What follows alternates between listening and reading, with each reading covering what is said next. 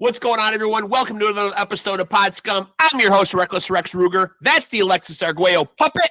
And I'm going to say, welcome to Off the Couch Boxing, because I'm Frank Benji's, and we're back with another one. Yes, we are.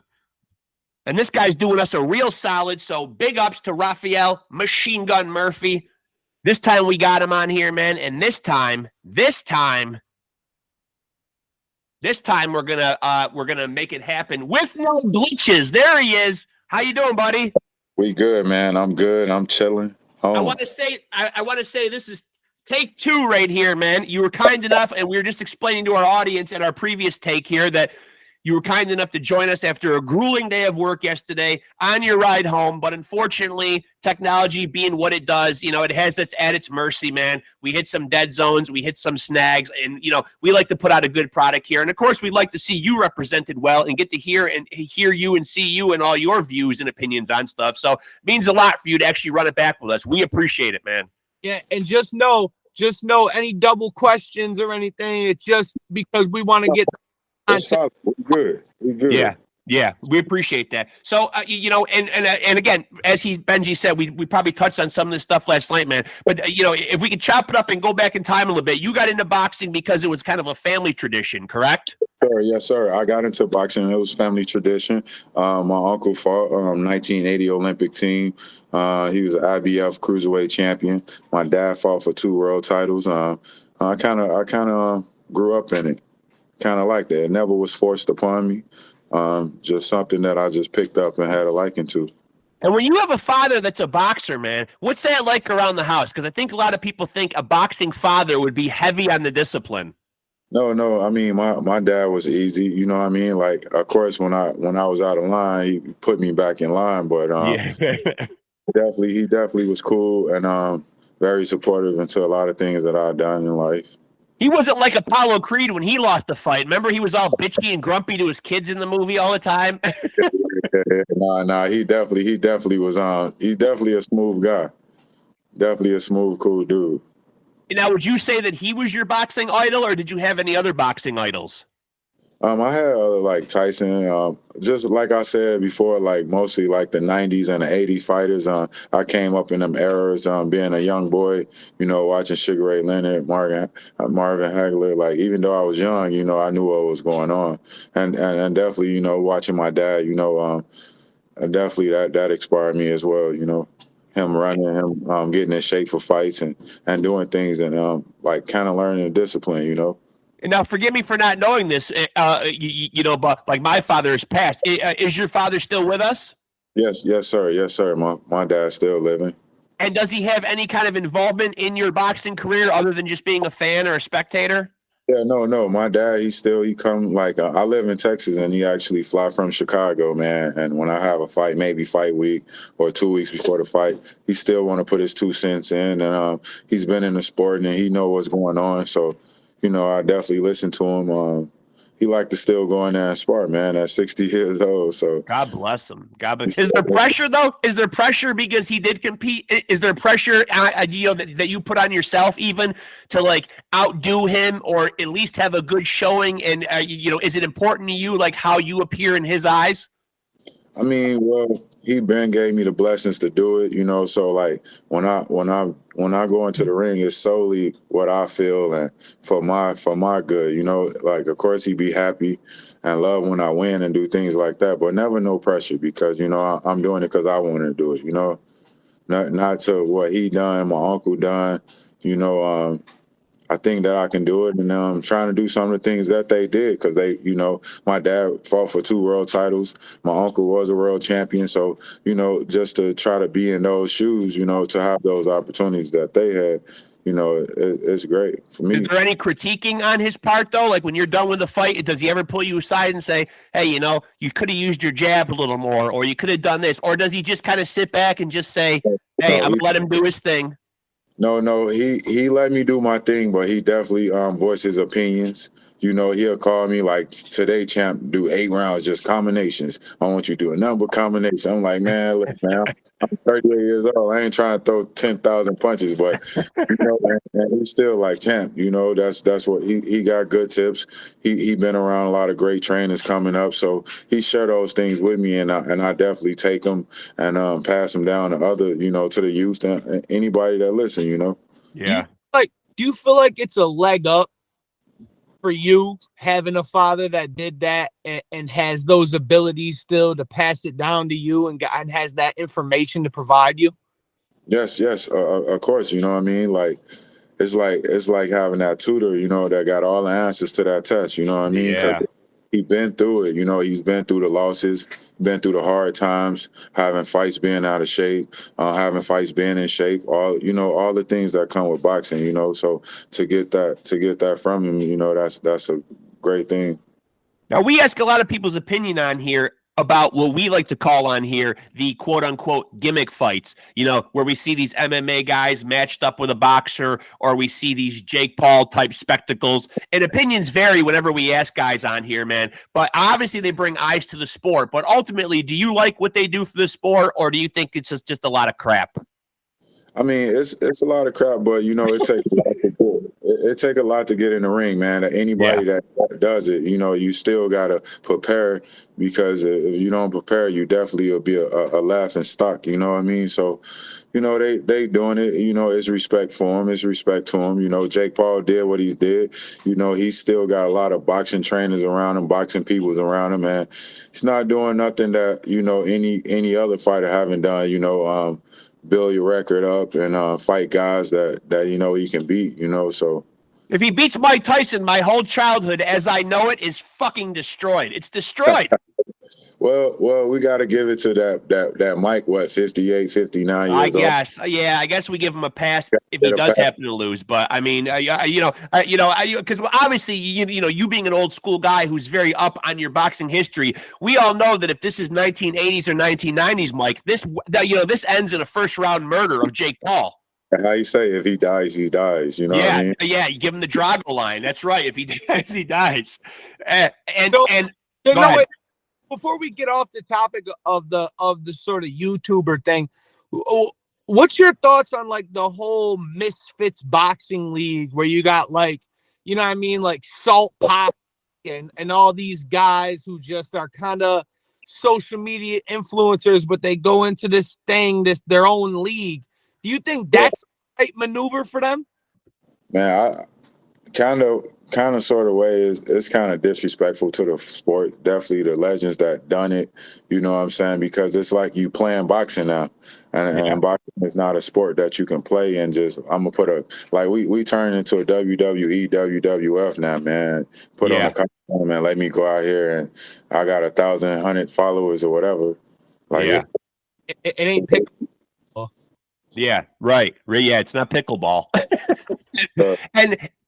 And now we talked a little bit about this last night, but you know, you are 17-1, 13 knockouts, but we did touch a little bit, and I'm certainly not by any means discriminatory against age. You know, you did mention that you are a young 38. You don't have a lot of miles on there, but I think we touched a little bit on how long you would like to keep on doing this and what the plan is and what the timeline is. Like, you know, I know you mentioned that you were going to be fighting for an IBA title, but you would eventually like to get to a world title fight.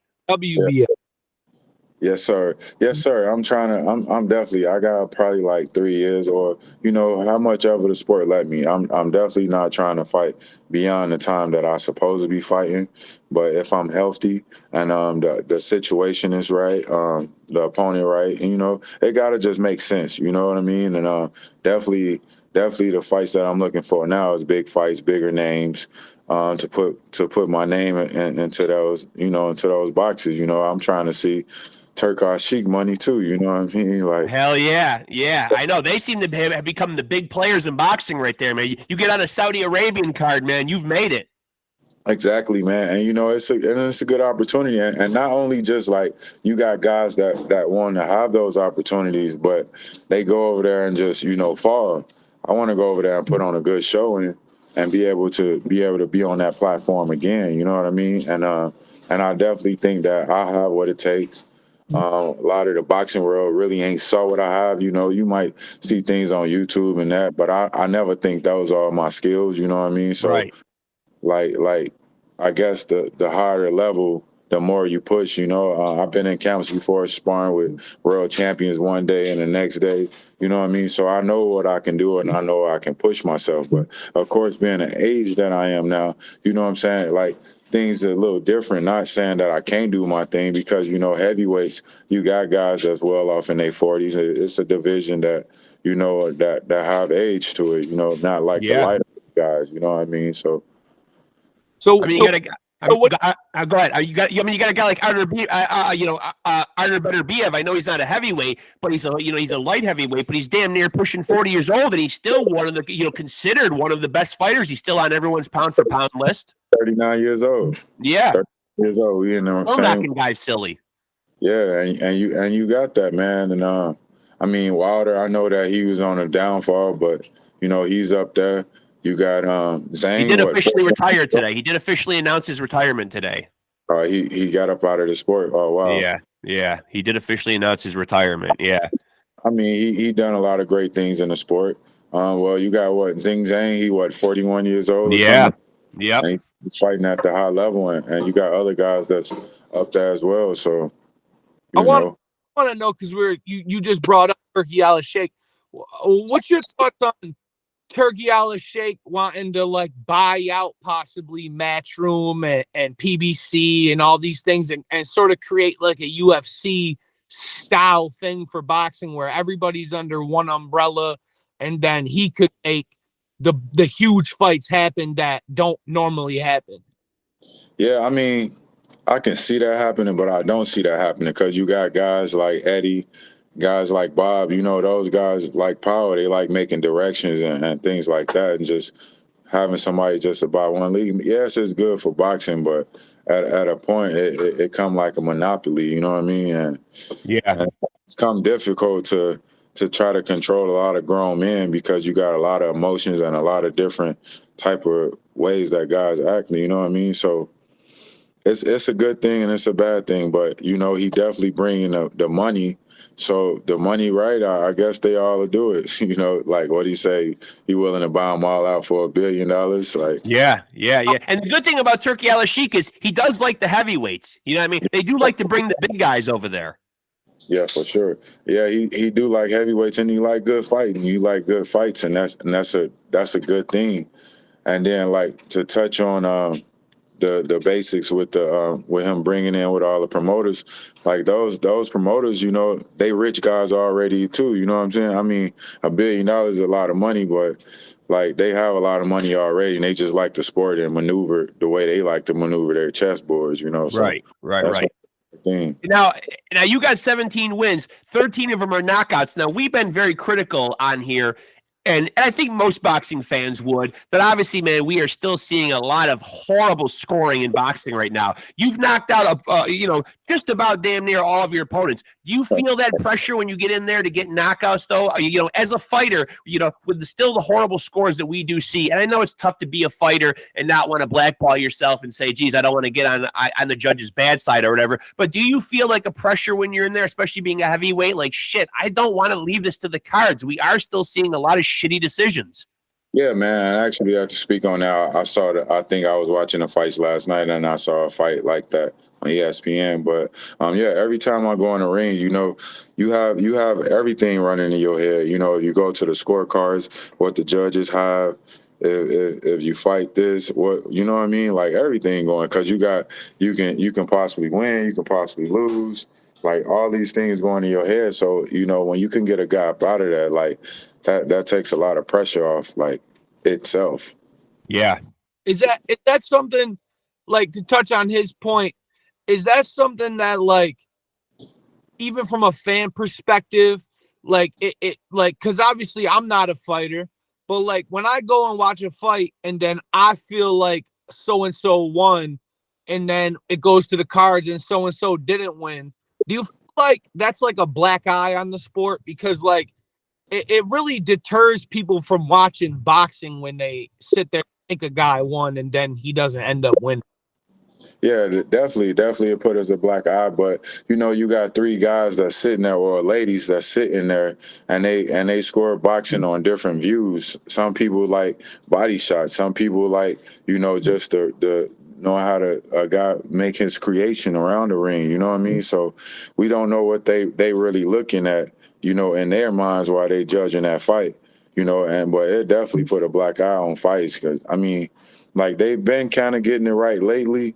But it's always that one, like, man, what are you looking at? You know what I mean? So, oh my God, I feel like I think that at least every other fight that I watch, I think, you know, what the hell was that person looking at? I mean, you know, and I think it does confuse people, especially new fans that come to boxing, because they look at the fight and they think, geez, this has to be pretty clear cut, and then they're left scratching their head and they're thinking, geez, like, this seemed like this was the guy that won the fight. you gotta touch on also, man, a lot of, like, not to throw age in there, but a lot of these judges are old as well. You know what I mean? Yeah, they are. Yeah. A lot of them should probably, you know, I'm sure it's easy cash and get to watch good fights and great fights, but a lot of them need to just probably step down and, you know, let a new breed come up in there and do things. You know what I mean? We always need something new. Yeah, and that's probably what needs to happen. You got these same judges most of the time in the big fights. You see it's the same judges, like, making these same mistakes. Yeah, actually one that recently just happened, and shout out Gary Antoine Russell, because I'm not shitting on him, but he lost that fight to Pollo, and there was 2 cards that went to Pollo, and the one that went to Gary Antoine Russell, 118-110. Lopsided. Yeah. He was down when he went into the fight. Yeah. He was. I mean, it's absolutely crazy sometimes, you know, because these cards aren't debatable. You know, I mean, you're not talking a couple of points. You're talking about seeing these huge discrepancies that just didn't happen. You know, like you're seeing these really nip and tuck fights. Then you're seeing, like Benji said, these 118, 110 cards, and it's just like, what the hell were they watching? Like, he's just aggressive. Well, he hitting the damn air. Like, how he is aggressive? Just because he making noise and looking like he throwing a million punches. Like, come on, man. Yeah. And now, what do you think the main criteria is? Because I remember back in the HBO boxing days, and, you know, you being an old school fan will remember this, Harold Letterman, our unofficial scorer on the broadcast, would always say, you know, the boxing ought to be judged on, you know, effective aggression, clean, effective punching, ring generalship. I don't know that those same things apply anymore, or if that's even understood by judges, what they're looking for.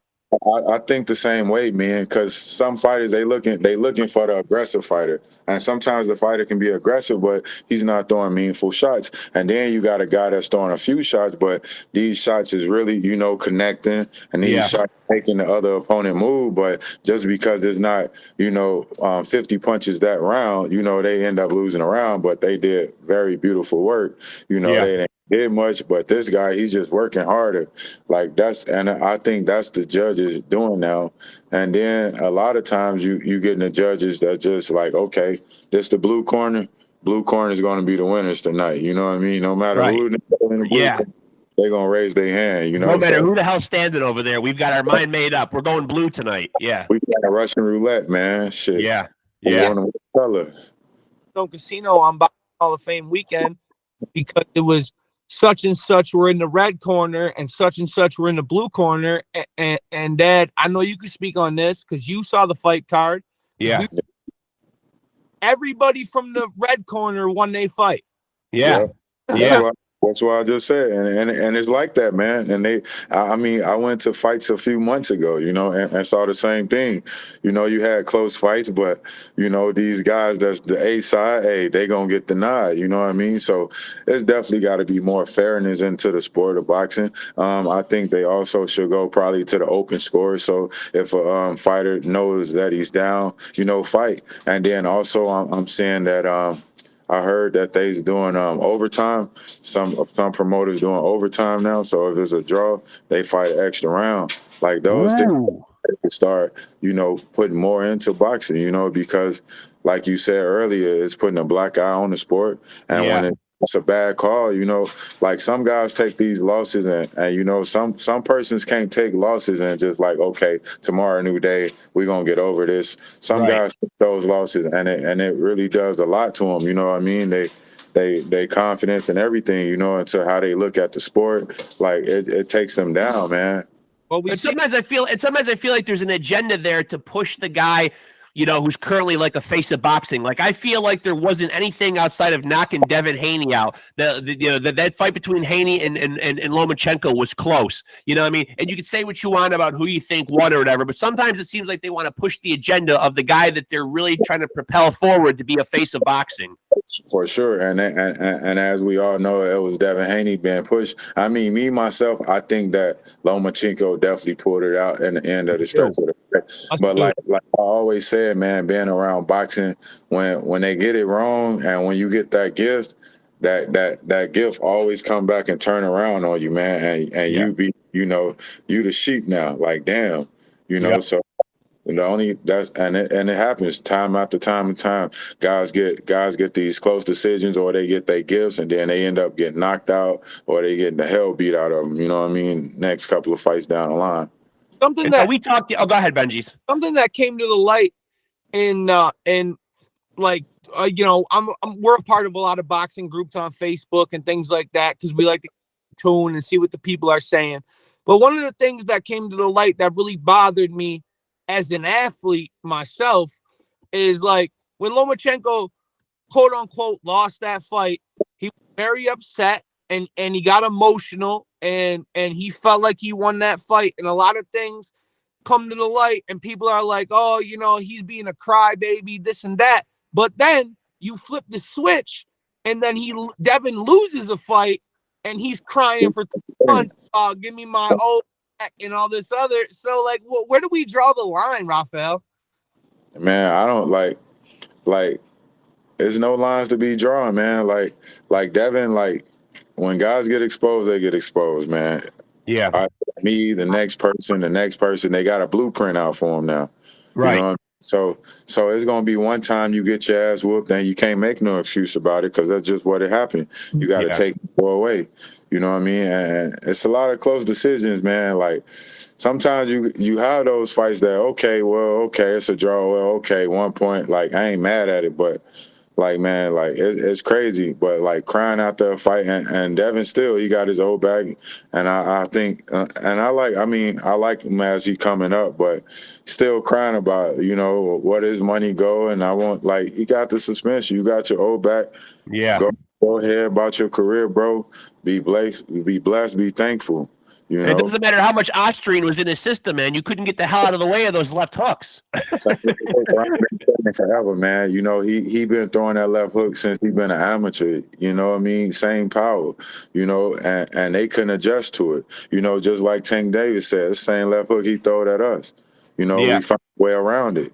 You know what I'm saying? And you got to find a way around it. And you know, and it comes sometimes, you know, with our dads or with other trainers, and everybody ain't, you know, telling us what we need to do. He probably got caught with that left hook and sparring, and they probably like, you know what I'm saying, just threw it off. Oh, you know, you'll be all right doing a fight, this, and the third. But actually, I'm glad you said it because you brought up the dad situation. You're talking about it with your own father. And that's my father. And you know, I mean, we know that a lot of times the dads create a thing and we can't back for, you know what I'm saying? But like, what do you think about, like, do you think that sometimes, like, I mean, we see it with like Tiafimo's dad and Bill Haney.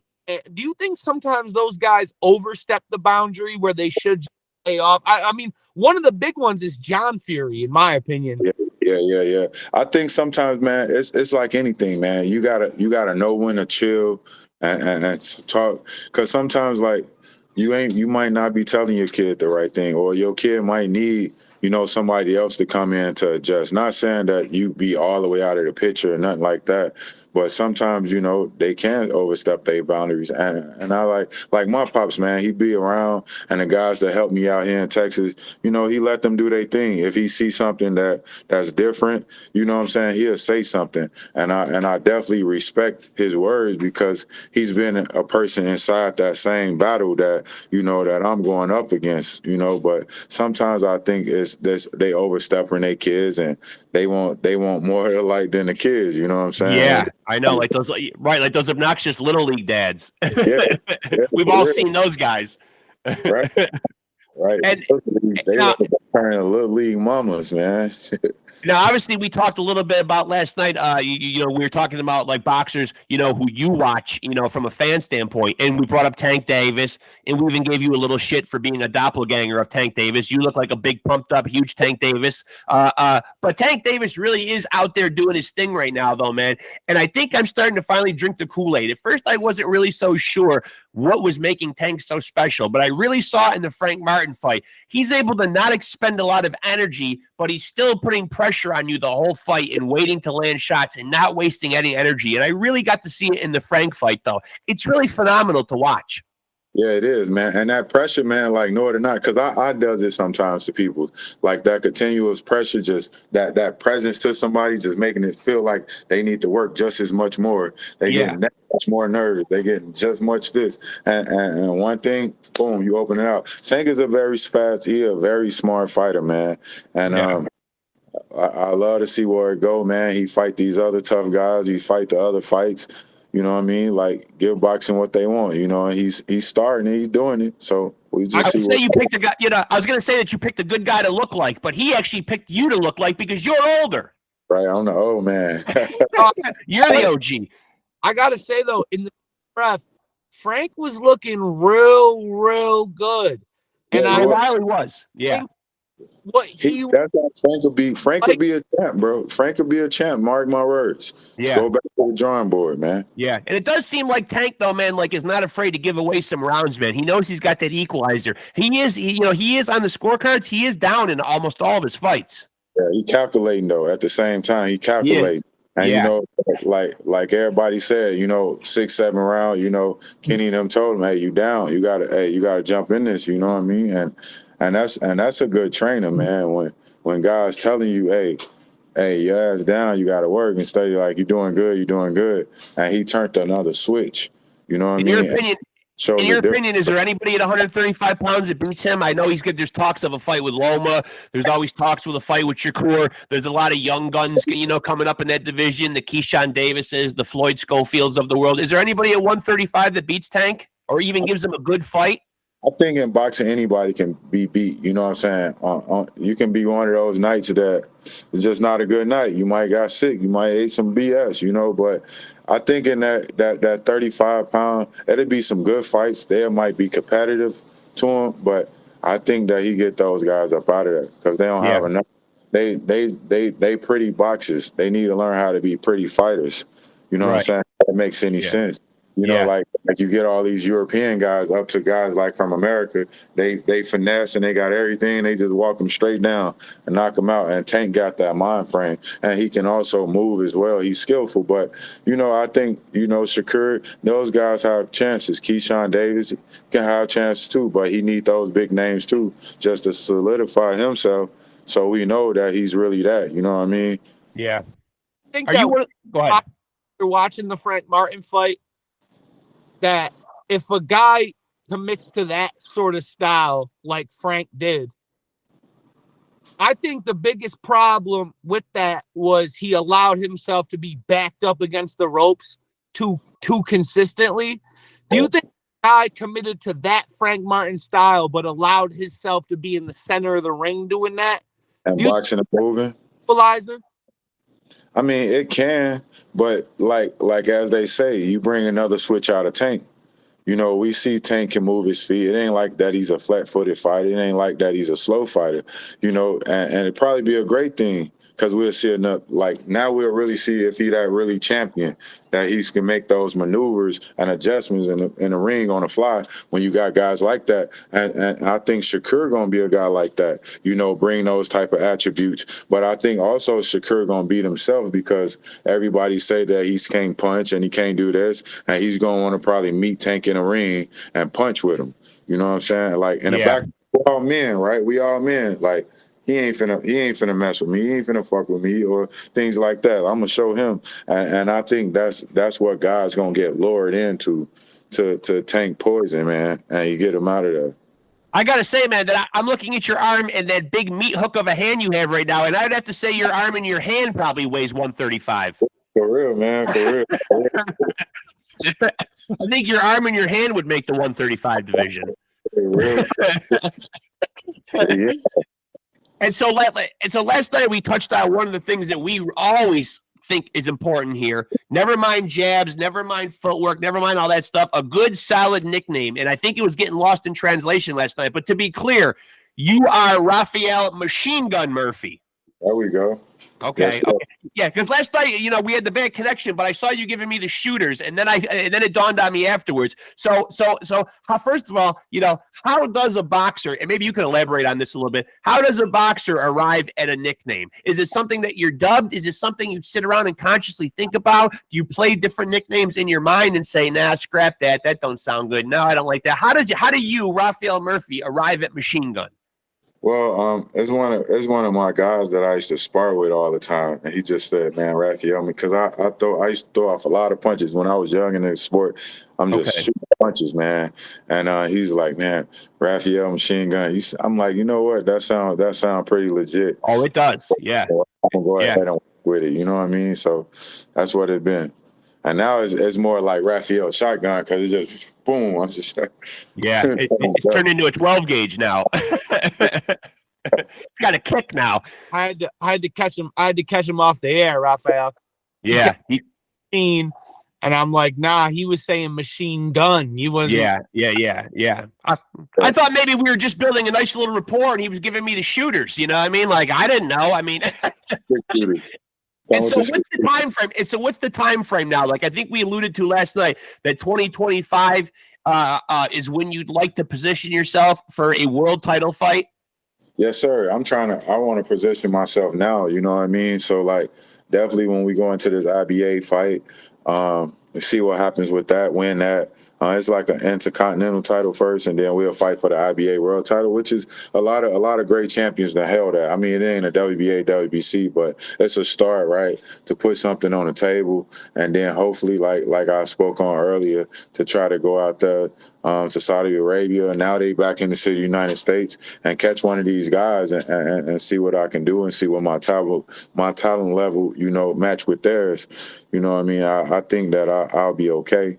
Do you know your fight is at the end of July 26th. Now, obviously, man, that's right around the corner. We're talking about a matter of weeks, and BoxRec still doesn't have an opponent down there. Does that make you nervous when you don't know who the opponent is? And also, how much notice are you allowed to get? Like, when should they present you with who this guy is? Well, like I like a lot of things. I'm kind of like self-managed and do a lot of things on my own. But I am working with the promoters of this fight with certain budgets and certain things, and it comes a lot of things outside the ring. But we have had several opponents, and we might have an opponent, for the fight already. But stipulations and things, making sure they sign it and they okay with it. But as far as with different styles and a person, when you train, you train with different type of style guys anyway. I spar with southpaws, I spar with tall fighters, I spar with short fighters. So, you supposed to always be equipped. It's like a police. You got to always come to work with your gun and your badge. So, and that's what I'm looking at because, I got that record and then the age, and then some guys might think it's sweet, Do you think, like, I know you say you're fighting for the IBA intercontinental type belt, but do you think that like boxing has gotten a little bit too muddled with all these belts, NABF, you know what I mean? Intercontinental, European, like, do you think interim champs? Yeah. I mean, Yeah, and that's the thing that I guess if Turkow She can make a league, and I think that'll dismiss all those things. Probably just got one heavyweight champion, like almost like the video games back in the day. You fight your way all the way up to the top. I mean, that will be interested. That will make better fights. And now I guess everybody got to have their, they got to have their thing a little stroked a little bit and feel good. You know what I mean? So everybody's a somewhat champ nowadays. Yeah. You got four guys walking around with, there's a WBA, a WBC, an IBF, a WBO on the world level. So, you can have four guys walking around at every weight claiming that they're the champ. And still all those. Yeah. And then all those ancillary belts too, so you can have a lot of guys walking around. All that stuff just really helped the sanctioning bodies because they making, you know, a hell of a lot of money. I'm sure that they'll keep on making, you know, belts and belts and belts if they can. If they wouldn't have, you know, put a flashlight on a WBA, you know, they had a gold champion, an interim champion, all kinds of champions, you know what I'm saying, at one level, and they start breaking it down. But, you know, like at the end of the day, it's like everything. It's all about the money. You know what I'm saying? The money make the world go around, and we make a guy feel great. We put a scrap behind him and make him feel good, make him look good, and you know. While we're on this subject, like, what do you make of like guys being like the interim champion and then just getting sort of like the email world belt? You know what I mean? I think they just did that at the 147 pound. Yeah. They gave Boots. Yeah, they gave Boots the IBF championship. And they just gave the WBC to Barrios. Mario. Yeah, they just gave the WBC to Mario. But yeah, I mean, he worked for it. I mean, it is what it is. I guess they gonna come down the line and get it. But the interim, I don't know, man. The secondary champions, like, you don't ever know what these sanctioning bodies do, you know. Like Mauricio Suleiman came out, I guess, don't quote me on it, like with the Devin Haney, the situation, saying that he should be punished, you know what I'm saying? And he need help. I don't know, like, you just don't know what these guys thinking these days. But if there was one heavyweight from history, you know, you are a student of the game, obviously. If there was one heavyweight that you could go back in time and you could fight in a dream fight, who would you love to share a ring with? Man, I don't know. Like, and when I was younger, I might like Evander Holyfield, maybe. Oh, yeah. A true warrior right there, man. Yeah. A guy that didn't even go and piss and moan when he gets a piece of his ear bit off. Hey, right? Like, and now I got to say, Mike Tyson actually has a strain of weed, which we all know, but now he's got edibles out called Mike Tyson Bites, and they're in the shape of an ear with a bite taken out of them. Hey, no bullshit. I saw him in a dispensary. I see him all over online now, man. So obviously Evander's got a good sense of humor about this. Yeah, I mean, it is what it is. You know, they been able to come to breaks with it. They both made a lot of money, talked about it, and talked it out. Man, biting your ear off, man, I'm gonna have beef with you every day, man, for real. Forever, right? Yeah, you're never gonna let a guy live that down. We ain't got no relationship. We don't have nothing. No, it's done. We never sweep this under the rug ever. It just doesn't happen. Hey, listen, champ, we've kept you long enough, man. We really appreciate you running this back with us. I'm glad we got a good quality interview, man, and the people really got to see and hear from you, man. And please stay in touch. We'd love to have you back on after your fight to chop it up with us, man. Obviously, tune in July 26th. Someone, we don't know who yet, but someone's getting their ass whooped. All day, every day. That's what we do know, right? That's what we do. And I promise you, we're not going to put your picture up really small in a thumbnail and claim this is a Tank Davis interview. We would never do that, ever. Views aren't that important to us, really, man. You know what I mean? Like, we're just, but you do now have the distinct, you do have the distinct label of being on the only father-son boxing podcast right now, because I don't know anybody else doing it. Nobody. Nobody. And y'all doing it too, man. We're trying, man. Yeah, we're trying. If you check out the channel, man, like what we try to do is we try to have a nice blend of, certainly we get excited when we have legends on, but we really get excited when we have guys on the come up, man, and give them a platform, though. Because you never know, like when you're talking to somebody, man, you know, we've had Elijah Pierce on, we've had like Shushu Carrington on. You never know if you're talking to the next Floyd Mayweather, you know? And definitely with boxing, man, it's always a phone call, always a fight away from being the next star. And like, damn, I was just here one day and the next day, you know, and I had friends that did it, man. Like, they making $1,500, maybe $3,000 a fight, and then they in $100,000 fight, man. Yeah, so, it all started with Fight Hype, man. Like, Fight Hype got in on the ground level, man, and started giving Floyd Mayweather great interviews when he was very young, and now that's one of the only sources he'll consistently talk to, you know? I saw that. You know, you try to lay the groundwork, man, and try to get with the guys that are on the come up, man, and you know, get in good with them, man. You know, so listen, man, we really appreciate you running this back with us, man. Hopefully, we weren't too redundant. We tried to switch up the questions a little bit, man, but we appreciate you doing it, man. Anytime, man. I thank y'all, man. You know, Say off the couch boxing, doing their thing all the time, man. I Appreciate the shout out, man. We appreciate it, man. Best of luck on the 26th, man. We'll be watching and we'll get together afterwards and chop it up again, man. Sir, we're gonna do it, man. My man, you have a good rest of the weekend, brother. Appreciate you, brother. Thank you, man. You too, man. Thanks for being it. Yes, sir. All right, later, man. That's a good dude right there. That's a good dude. Come on now. Come on. That is RAPHAEL Machine Gun Murphy. Kind enough. We didn't really get into the backstory, man, but kind enough to run back the interview with us. We had him on the show last night. Long story short, he was on his way back from a long, grueling day of work. He's a truck driver for people that don't know, and I hope he doesn't mind me divulging this, man. But he did come on the show last night, man, and he did join us on his ride home from work. Long story short, he did get into some areas, man, where the reception was not so great.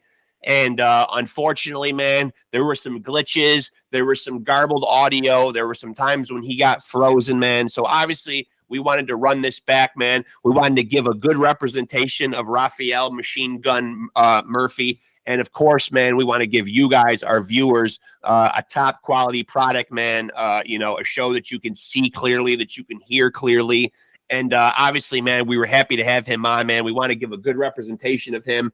And, you know, he did us a real solid. As I said, we had him on last night, man. And, you know, unfortunately, you know, circumstances being what it was with the technology, man, it wasn't all that freaking good, man. But he was kind enough to say, you know what, let's run it back and let's redo it again tomorrow, as a matter of fact. So after a hard day's work, man, doing some long haul trucking, man, and then chopping it up with us on his ride home from work and finding out that the quality was not where it should have been, man, he says, you know what, fuck it, I'll see you guys again tomorrow.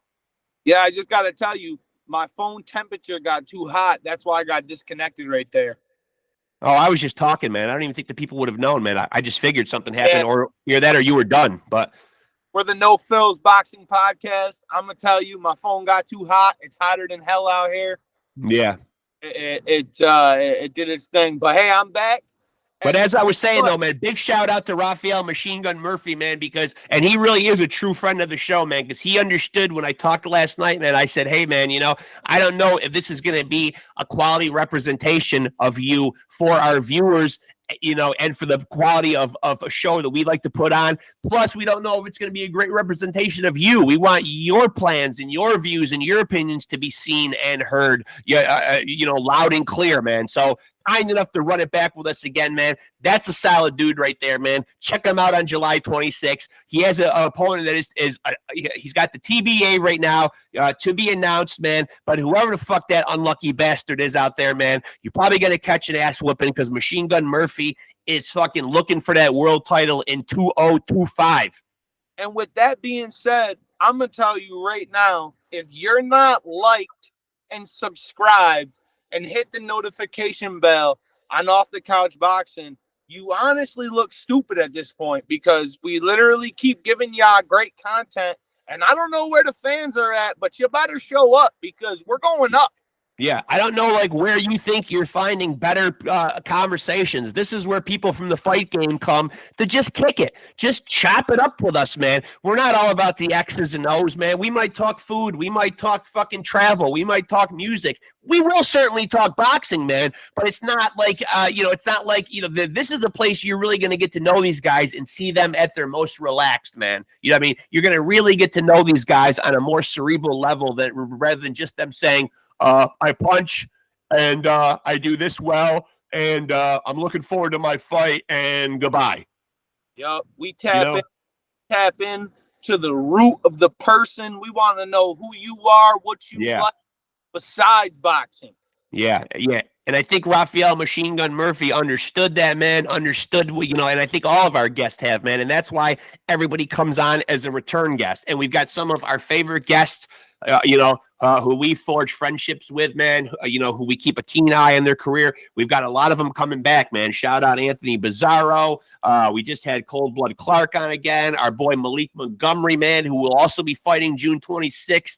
On that Elijah Pierce card, or June 28th, I'm sorry, on that Elijah Pierce card, another guy we just had on, man, Always a big-time shout-out to Marvelous Mike Quan Williams, because we'll be having him.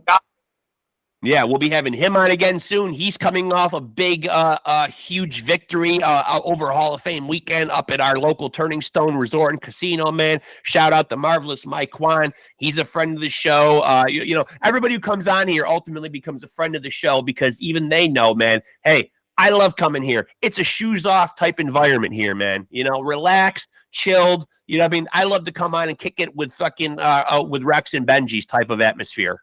Because, hey, ultimately, we know our boxing knowledge. We talk boxing, and we let them enjoy life too. Yeah, dude. Like, we want to know about these guys. We want to know how they got started, how they grew up, man. You know what I mean? What the family life was like, how they really got into the sport, man. You know what I mean? Like, how they prepare for the sport. What kind of music do they like to train to, man? You know what I mean? Like, what kind of food do they like to fucking indulge in, man? Like, who they really are as people, man. This is where they come to chop it up, man. We ask questions that the other channels just aren't fucking asking, man. Plain and simple.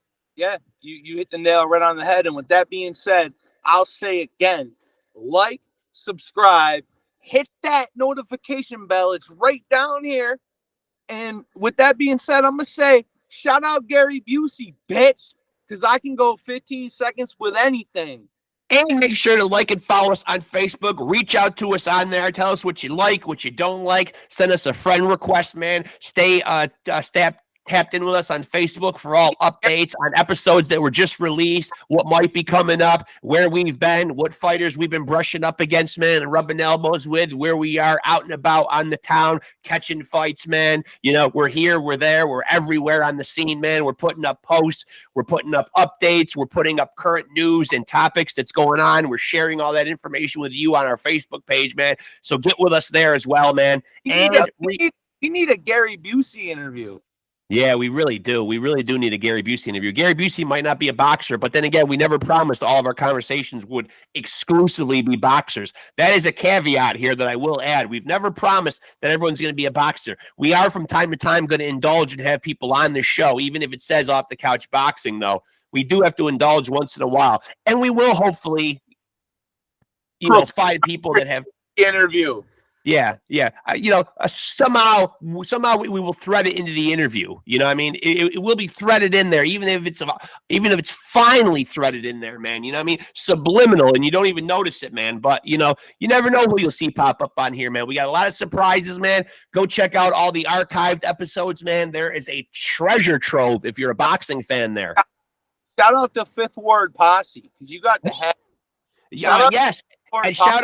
And shout out to our boy Reggie Sweet Johnson, who is hopefully going to hook us up with an interview potentially with himself and somebody that happens to be Southern rap royalty. And I'll just leave it at there, man. We already made the reference to the Fifth Ward Posse, man, which we are honorary members of, thanks to Reggie Johnson. At least I like to think that we are, Because, hey, shout out fucking Bushwick Bill. Yeah. A legend. Yeah. And shout out Scarface, your favorite rapper's favorite rapper, and shout out to the great Willie D. I mean, come on, man. It's all about the Ghetto Boys, folks. If you've never tapped into the Ghetto Boys and you like your hardcore rap, it doesn't come any more hardcore than the Ghetto Boys. It's raw and it's raunchy, man. Not for the faint of heart. That's right. I'll warn you right there, man. And I also want to remind you that if you, like us, would like to be a champion, please remember that you have to roll with the champs. Goodbye.